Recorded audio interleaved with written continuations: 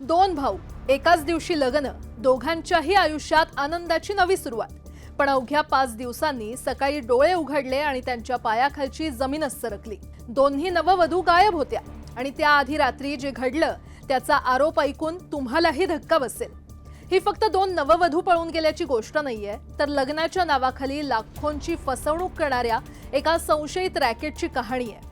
नेमकं काय घडलं समजून घेऊया. अहिल्यानगर जिल्ह्यातील श्रीगोंदा तालुक्यातील चोराची वाडी इथे राहणारे दोन सख्खे भाऊ. मोलमजुरी करून संसार चालवणाऱ्या या दोघांची एकच इच्छा होती, आपलंही लग्न व्हावं, आपलाही संसार थाटावा. मिळालेल्या माहितीनुसार याच दरम्यान त्यांचा संपर्क नांदेडमधील एका एजंटशी झाला. एजंटनं छत्तीसगडमधील 2 तरुणींसोबत लग्न लावून देण्याचं आश्वासन दिलं. मात्र त्यासाठी एक अट होती, एकूण 5 लाख रुपये. पीडित कुटुंबाच्या म्हणण्यानुसार सुरुवातीला 1 लाख रुपये ऑनलाईन पाठवण्यात आले आणि त्यानंतर 23 मे रोजी साध्या आणि वैदिक पद्धतीनं दोन्ही लग्न पार पडली. लग्न झाल्यानंतर उरलेले 4 लाख रुपये देखील एजंटला देण्यात आले. सगळं अगदी सुरळीत सुरू होतं. दोन्ही नववधू घरात मिसळल्या, घरच्यांशी बोलू लागल्या आणि कुटुंबालाही वाटलं की आता सगळं व्यवस्थित सुरू आहे. सुरुवातीचे 4 दिवस कुणालाही कोणताही संशय आला नाही, पण 5व्या दिवशी रात्री सगळं बदललं. त्या रात्री संपूर्ण कुटुंब एकत्र बसून जेवलं आणि इथूनच या कथेला धक्कादायक वळण मिळाल्याचा आरोप आहे. पीडित कुटुंबाच्या तक्रारीनुसार जेवणात गुंगीचं औषध मिसळण्यात आलं.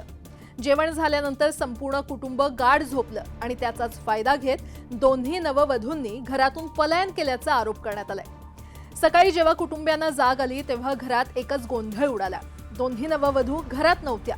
सुरुवातीला त्या आजूबाजूला असतील असं कुटुंबियांना वाटलं, पण शोधाशोध करूनही दोघींचा काहीच पत्ता लागला नाही आणि तेव्हा आपली फसवणूक झाल्याची जाणीव कुटुंबाला झाली.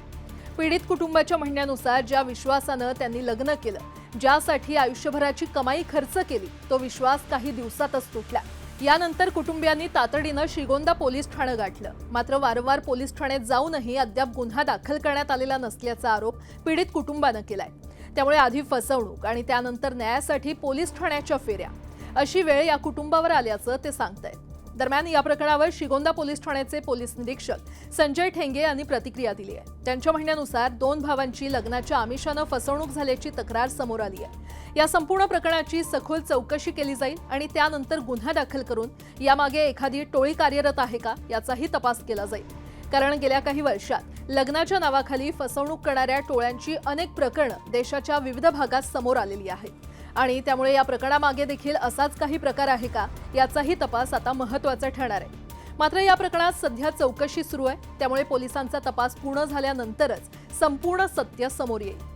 लग्न हा आयुष्यातला सर्वात महत्त्वाचा निर्णय असतो, म्हणून ओळख नसलेल्या व्यक्ती किंवा एजंटमार्फत लग्न ठरवत असाल तर समोरच्या व्यक्तीची ओळख, कागदपत्र आणि पार्श्वभूमीची खातरजमा करणं अत्यंत गरजेचं आहे.